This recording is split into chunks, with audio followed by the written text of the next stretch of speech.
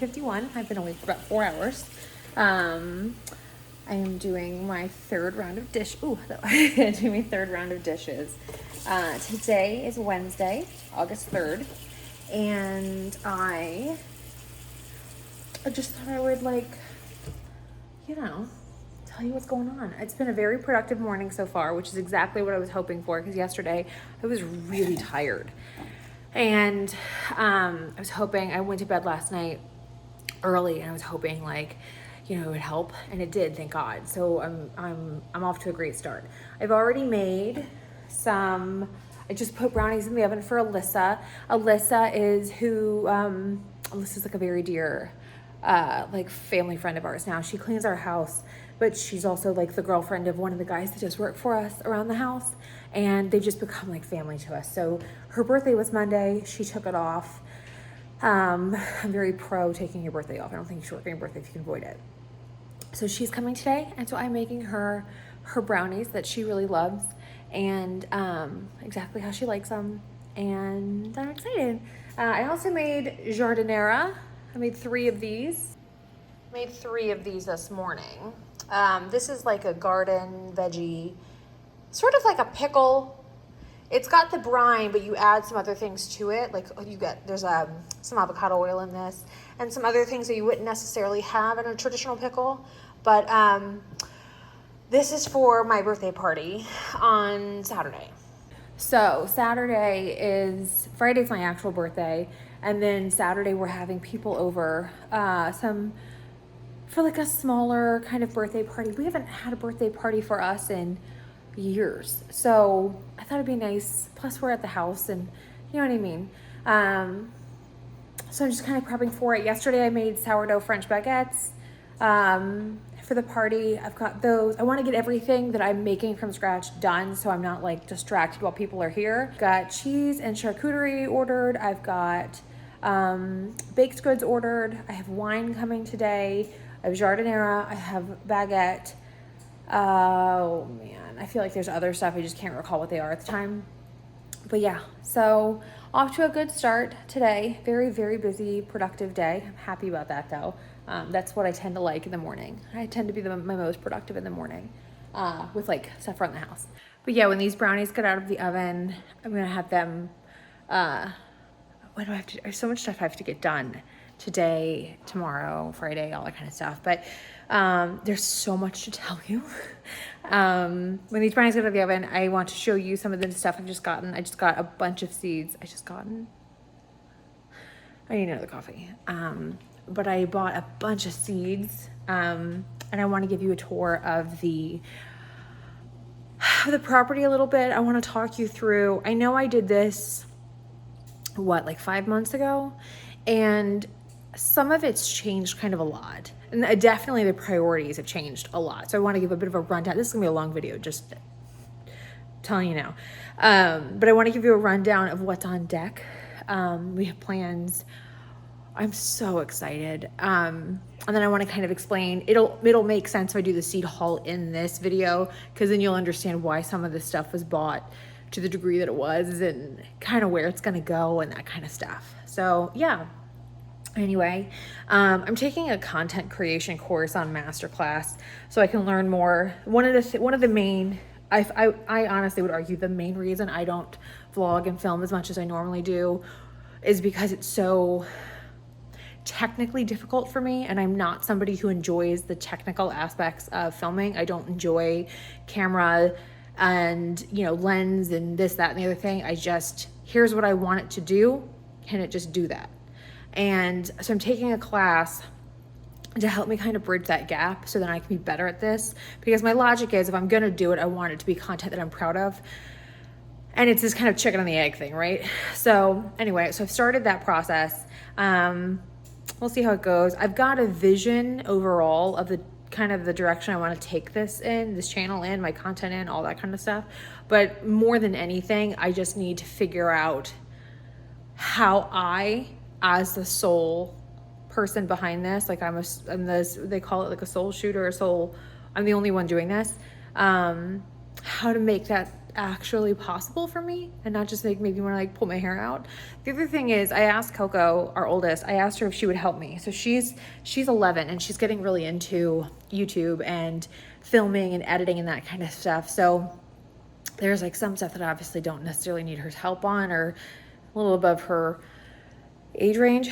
But then there's things where it's like, I actually would really like to have some guidance on that. And it'll be fun for her. You know, it'd be fun to kind of see it all. So she's going to try to help me film, not this week because she's not here, but we're going to try to come up with a bit of a schedule. And I'm looking forward to that. I think that'll be a good experience and something for her to do. And it's going to be her, like, I've actually approached it with her like a job. So it'll be like a way for her to earn some money and have deadlines and, you know, standards of expectations and all that kind of stuff. So I'm excited for that.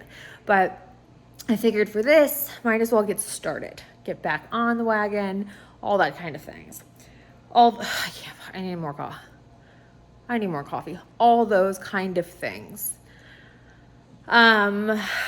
This week I've got, well, really it's my birthday. So it's just all the stuff I want to do or I need to do to prep and that kind of stuff. But I figured, it's nice because it's busy, but it's not a chaotic busy, you know, which is really lovely. I'll show you. Hang on. You can see Willie's tethered outside because he's the one that runs away. So the trainer was like, no, you have to tether him. He has to learn that like this is just where he has to be. The other two they don't run away. So they don't have to be tethered. Duke's never run away until Willie. So they go to camp. Hi, buddy. They go to camp here. Here's June. You can kind of see her right there. They go to camp here and they start next week, which is amazing. I'm so excited. So I'm really hopeful that it helps us quickly because training one dog is easy. I mean, honestly, it's just really not that hard. You just have to be on it. But 3 dogs, it's really hard to train. It's really hard to train 3 dogs. It's easy to do them individually, and then you get them together and it all kind of goes out the window.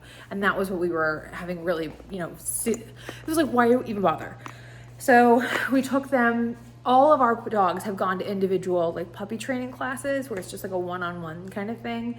And the kind of takeaway was this doesn't work for us because it's just not realistic to the life that they have. So we're taking them to this training program that they specialize in advanced off-leash obedience training, which is exactly what we want. Because I want like invisible boundaries, no digging. There's just like a ton of stuff that they need to learn. And I also, it's a high distraction environment. So they're around other dogs. Willie and June will be with each other. And then I think the first 2 weeks, you do full day. It's 4 weeks long, 1 day a week. So it's like Thursday, Willie and June go, Friday, Duke goes. The next week, Thursday, Willie and June goes, Friday, Duke goes. And then the next 2 weeks, all 3 of them go at the same time. So they'll learn together and they'll also learn with each other distracting them, which is really key. That's what I was telling them, was like, you know, it's super, super important for us that they are properly trained in an environment that's reflective of their at-home environment. So I'm pumped about that. You do 1 day a week because you have homework. So how it works for us is we're going to go drop them off in the morning and then we do a pickup, and then there's like a 30-minute to an hour long lesson, and it teaches us everything that they learned at school that day. And then we have to like implement all that kind of stuff and do all these, basically like make it successful in that interim phase between that session and the next one. So I'm excited because at least it's progress, and that's like my favorite thing in the world. So at least they're getting a little bit older. It'll be 5 months on the 13th. Duke turns 1 on the 10th. I'm so excited. We're gonna have a birthday party for him. It's the cutest thing. Yeah, and then Adelaide, I just took her for her blood test. She gets a blood test every month because she's on chemo. And then she gets an ACTH stim test that checks her cortisol levels because she has Cushing's. And then she gets an ultrasound done, I think quarterly, and that checks the size of her tumors. So her chemo blood tests are fine. They're unremarkable, which is exactly what you want to hear. So everything looks good there. She's been pretty mild in terms of her symptoms. She's had 1 day of vomiting the whole time she's been on chemo. She was really low energy on her cortisol meds for first couple of months, and now she's kind of chilled out on that. But she's cool. So the next time I take her in, she would go in for her stim test, which would be like a fasted, I think it's fasted. Yeah, so it's just, just chugging along, doing the things. But I have so much to show y'all. I'm so excited. So I'm gonna get these brownies out. I'm going to work out, get ready, and then we can move on with the day.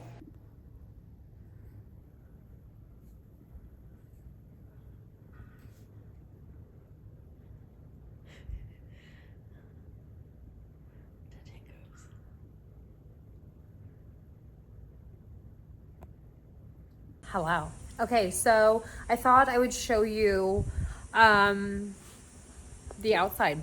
All the landscaping I'm changing, everything I'm changing. I don't know if you remember this, but I had said when we bought the house, I didn't want to change any landscaping for a year because I wasn't sure like what was what and like what was going to come up. With like I was catching it like an off season, that kind of stuff. So I really kept it neutral. I didn't do anything. And now that it's been a year, close enough, I've made a lot of decisions, and we've kind of started on a few things.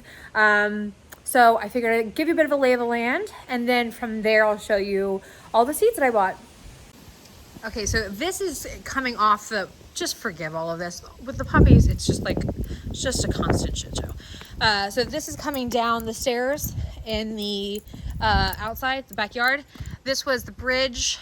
If you remember, we had that like weird vining thing. We being Jeremy, have ripped this entire thing out. The bridge is actually gonna go. The bridge is really crooked. It's ultimately not long-term stable. So we're gonna rip it out, and we're gonna wind up putting in a lower, more arched bridge here. Something that has the same stonework, or maybe even this color, something that complements the rest of the property though, We also, just to stay on the page of things we've ripped out, we ripped out the like weird vining things that you can kind of see the remnants of it that were up that post there. That's gone. This will ultimately be from like this whole pad here is obviously going to change, but this will be the greenhouse, and then that'll be my office. So this is going to look completely different, and we're actually going to wind up putting a bit of a wheelchair ramp in there for the Polaris, and then also for me as age. But I'm going to, I'll show you, actually this is easy. This little path that we've got here, this is all getting done. So I'm going to, my plan is it's August, September and October. I'm going to basically like fall dress everything. So all of the topsoil, all of the compost, the mulch, all of that stuff that needs to get done, I will get that done. And then I will fall plant whatever I want for the spring.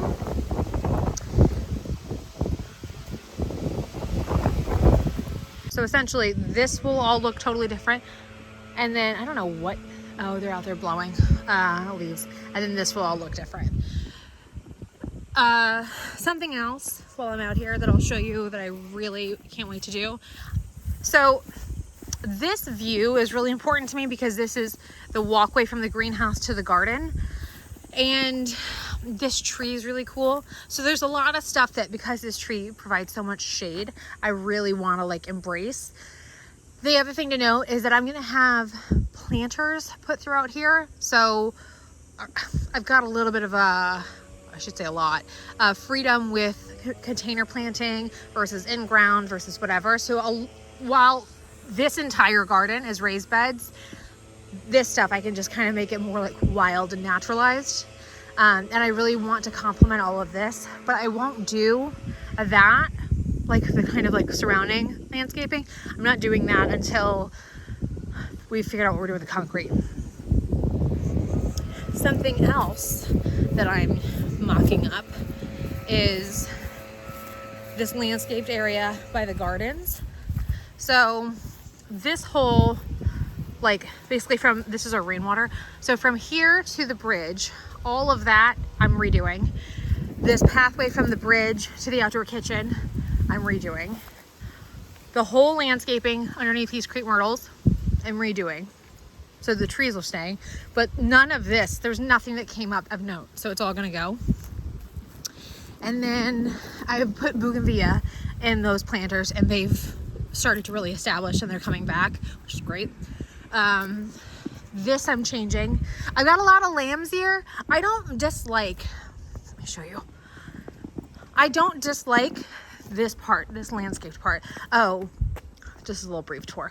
We put turf in here because we have 4 dogs and the poor grass just couldn't take it. So you can tell Willie was here. Wow, okay. I'm just like surveying the damage. So the lamb's ear and the,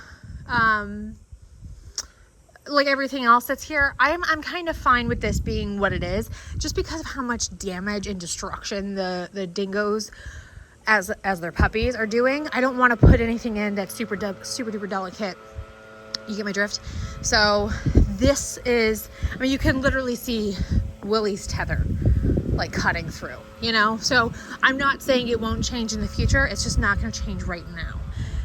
What will change is this bit over here, and then in here, and then all in here, up in there, all of that back there. And then I'll show you what we've already kind of started. So this, you can kind of tell here, this big platform, I like it. It's important for the long term. I'm not tackling it immediately, but I am gonna tackle it. And then over here, when you go this way, this was the biggest shift that we've already made. We used to have hedging here, an arbor here that had like grapevine growing up in it. It looked horrible. So Jeremy went and got himself a new wench for the Hummer and he just ripped all of it out. So what I'm gonna do is put, this is about a 25.5 foot wide piece of space. I'm gonna put like 5 or 6 wax myrtles in here to rebuild that hedge. And then on the other side of it, so like from this side, you'll see the wax myrtles.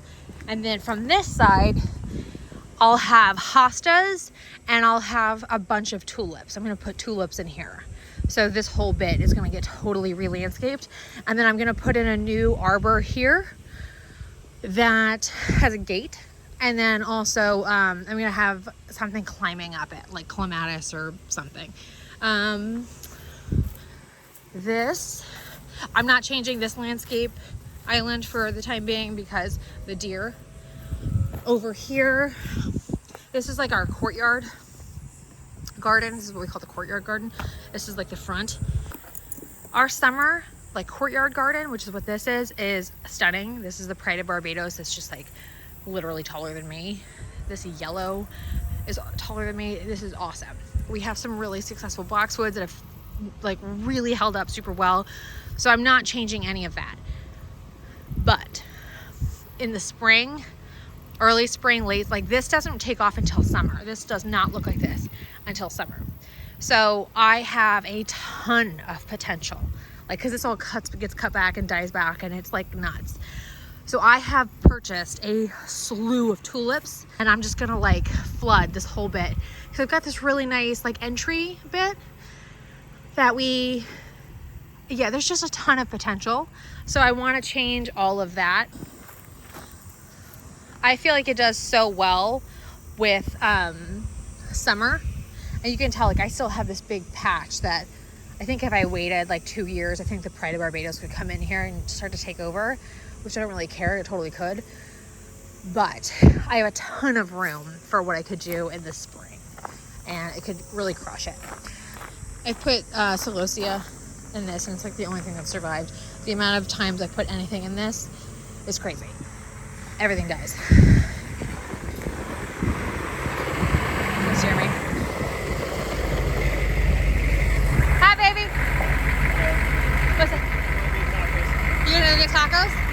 shook Duke Duke? Hi, Duke Duke. Okay, bye, baby. Something Jeremy has asked me to do. We don't mow the lawn. We have landroids. We have like robots that do it, kind of like outside Roombas. But he doesn't want this to be grass because it's too small to have a Roomba. It's just kind of a pain in the ass. You know what I mean? So I'm gonna actually wind up killing out this grass and putting in something else. And then the other thing that's kind of cool is as this tree provides so much shade, I mean, I still get a lot of sun because keep in mind it is Texas and our sun is different, but there's a lot of cool stuff I could do with this. So I'm excited for that. Hi, Mama. Okay, and then the other part, sorry, my phone overheated. This is all obviously gonna stay grass. This is the only thing that I've really like been wowed by. We have figs, like tons of figs on the side of the house. So I'm keeping all of that. If you can kind of see, I mean, it's just massive, which is like awesome because I can preserve that. You know, it's like something to do. And then I've got this landscaping that I don't hate. I've got some cast iron. I've got some things that clearly have naturalized and established, so I'm not too worried. But then I've got these pockets where I could really do something, and I've got plans for that. So let's go show you everything I bought lately, like plant and seed wise, so you get an idea of what I'm thinking. Okay, so this is what I bought from Baker Creek and from Eden Brothers. Eden Brothers isn't like what I would recommend to you if you're like really hell-bent on having a specific color of something, because they tend to be really lazy with their delivery of that. They'll sell it to you, but whether or not it comes up like that's a different thing. But it was kind of fine for what I got. I got just a bunch of daisy seeds. So I got the Daisy, Shasta, Silver Princess. I have two bags of this. So I have half a pound of this. I'm really excited about that. If I can, I'll find pictures and I'll show you what they actually will look like.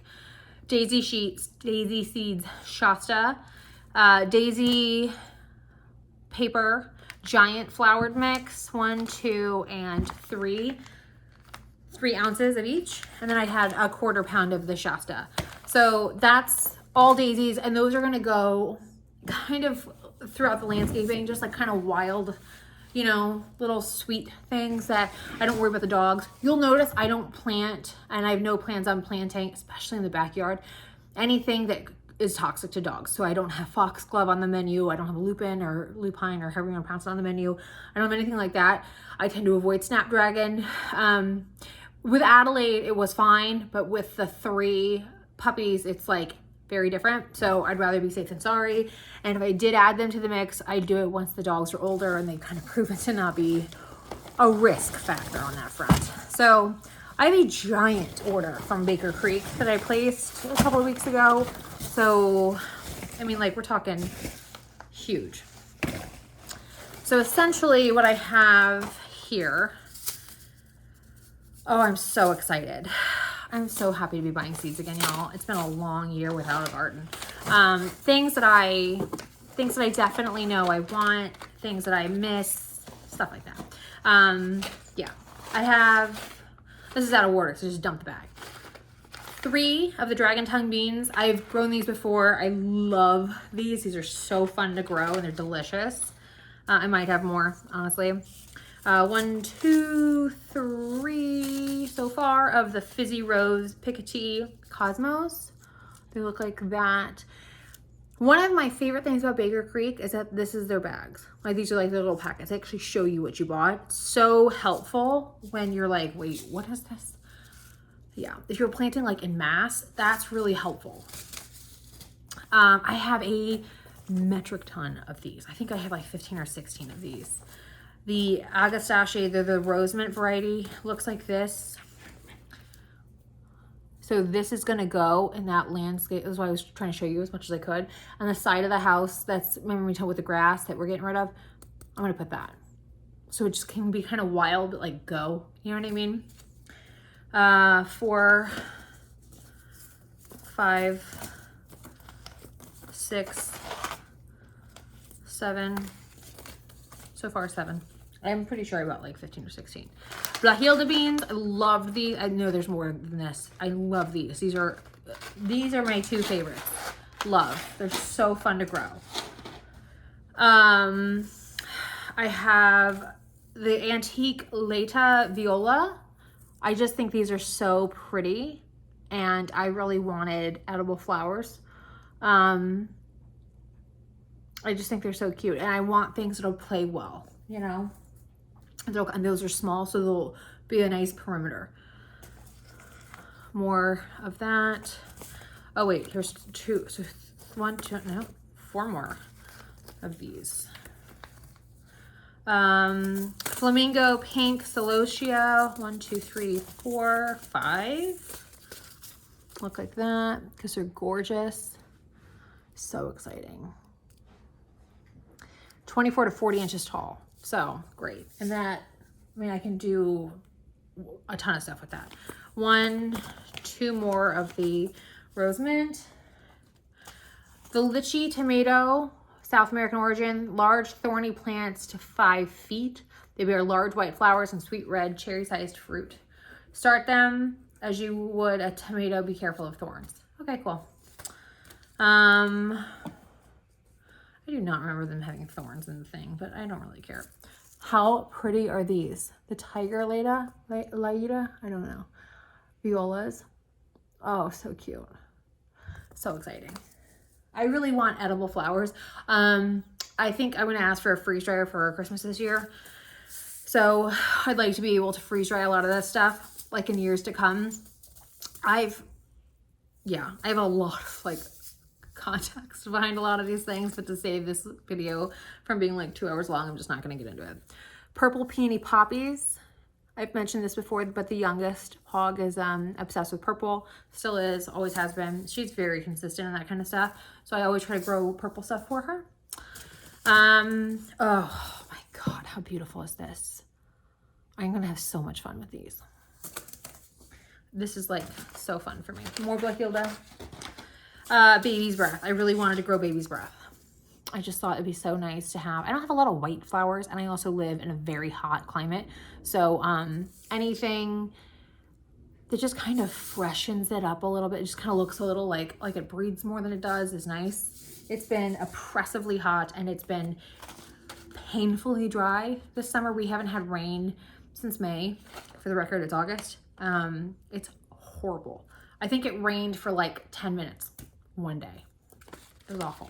More Blahilda. Japanese flowering kale. I really wanted these for decor. They're ornamental.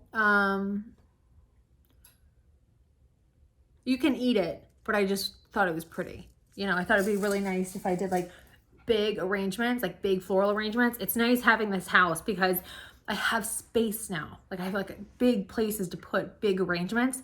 So you tend to think a little different when you need to, you know, generate that kind of mass. More of these, the antique. God, they're so pretty, aren't they? Love it. Henry Wild sunflowers. I just love these. I'm not the world's biggest sunflower fan, but I do think they're like happy little flowers. It's nice to have them in the garden. They're always, it's like tomatoes. You just need to grow them. It's like the law, you know? More baby's breath, more Japanese flowering kale, more lychee tomato.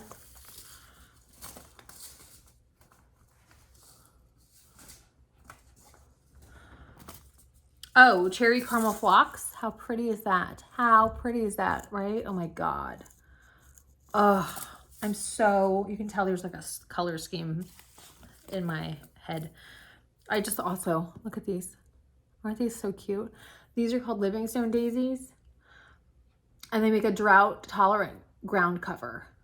So I just thought this would be so nice to have.